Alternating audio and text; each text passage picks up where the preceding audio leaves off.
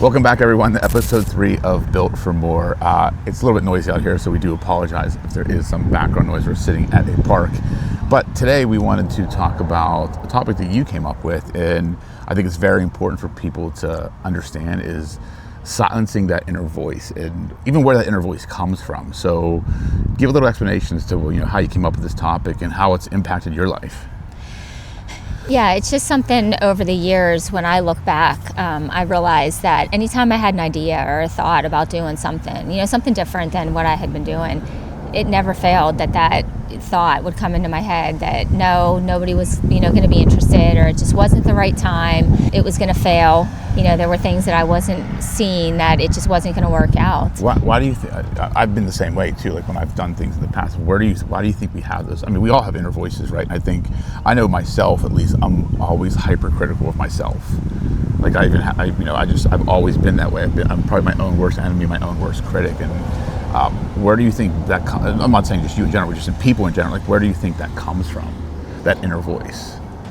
I mean, I think it could be a twofold. I mean, Okay. Probably many, but I think for sure the first two is our upbringing and, just what was instilled in us whenever we were little, and, just the people that were around us. And then the second thing, it's probably fear. As we get older, we start to develop more of a fear of failure, a fear of, just things not working out the way that we're, like the initial thought is.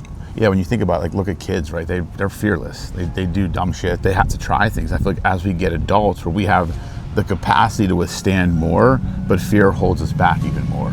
Like I think about as an adult, right? If I had the fearlessness I had as a child with the capacity and skills and abilities I have now, that's most adults. Think how much farther you could be in life. I think fear is a huge thing that holds people back. Fear of failure, the fear of what people will think, and the fear of just I remember hearing something about when you have to change your environment, because people tend to fall back to the environment they grew up in, right? So if you kind of grew up in a way that if you start expanding too far or becoming too successful, you almost feel like you have to kind of revert back a little bit. You want to come out, leave that circle, I guess, or leave that environment, because you feel like that's what you're supposed to be. And I think that's something people have to break through too. You're not stuck in the way you grew up, if that makes any sense. It does, and it's interesting because today at church, the pastor was actually speaking on this topic about how whenever you're making the decision to follow the Lord, and how there are going to be people that you have to walk away from because they're not going to have the same mindset, or they're going to want you to continue to be the person that they wanted you to be, and there's going to be changes that are going to have to be made, when you make that decision to follow him. So, yeah, I mean, it is. We're definitely kind of a product of our environment, and the longer we stay there, the longer I think that mindset will. Well, I think too. I think that's why a great transition to auditing your circle, right? You kind of got to know the people you're around and who you spend your time with, and that cliche saying they're saying you are the average of the 5 people you spend the most time with, and that is absolutely true. If you look back at your life, or if I look back at my life, I know certain stages of life, my circle has changed, and now it's I'm very conscious of the people I spend my time with, because I want to be around people that have ideas, and I want to do big things and not talk negative about people, or kind of that old way of thinking, because you really do.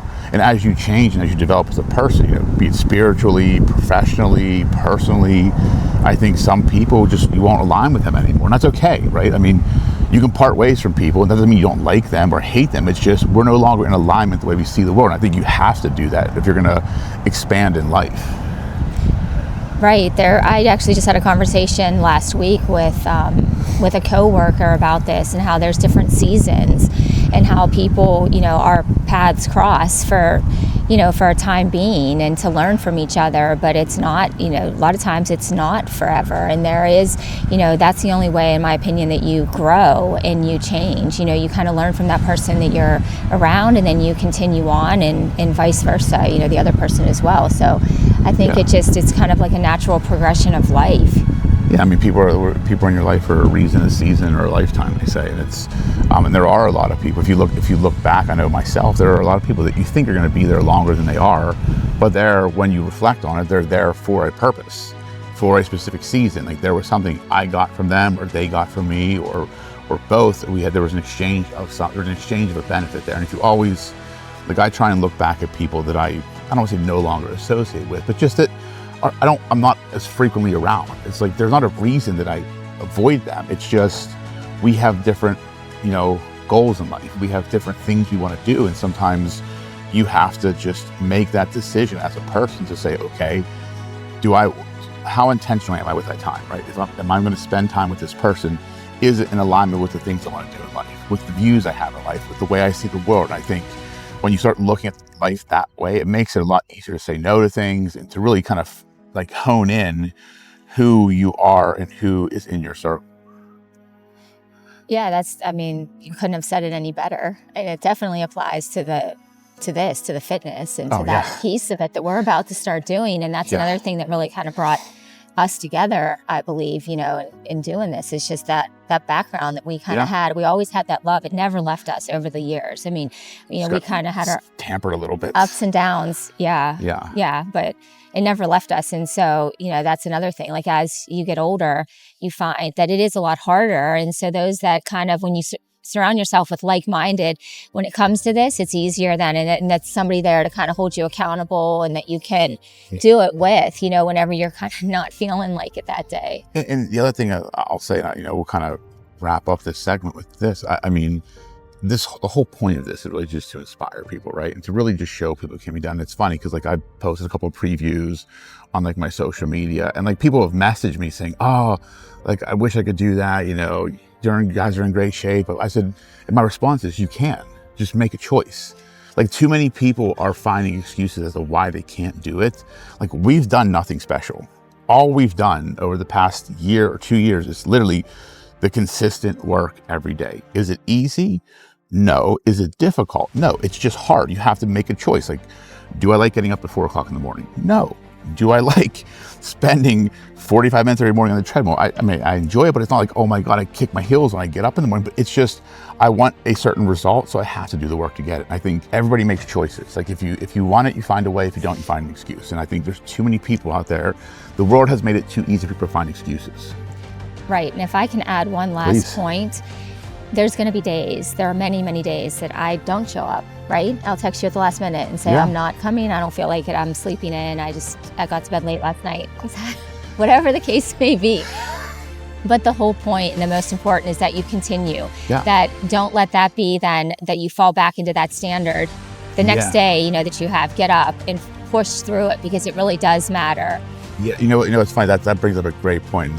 I don't mean to end again with something, because we just ended and you ended and I ended. So, but this is something I heard it either on a podcast or a few months ago, but it was so true. It says, if you miss a day, it's a mistake. If you miss 2 days in a row, it's a new habit. And to your point's perfect. Like you don't miss 2 days in a row. It's like you might miss a day, right, but you just get back on the horse the next day. But what happens? What I've seen a lot of people in my life, they'll miss a day, and then they'll say, well, I'll start again on Monday. Then Monday comes around, it's like, well, I got stuff going on, I'll start next week. Then you just created a new habit. Like it's okay to miss a day. Don't be hard on yourself, right? Take that time, like miss that day. But if you do it 2 days in a row, ask yourself, are you creating a new habit? Because most of the times you are. So just get back on the horse. Yeah. So that was the end of this segment of episode 3. Hope you all enjoyed it. We're trying to get better at these things, and we'll definitely pick better environments, I feel like, in the future to film in, not under an airplane path and at a 4-way crossroads. Yeah, I didn't realize that too. There's 4.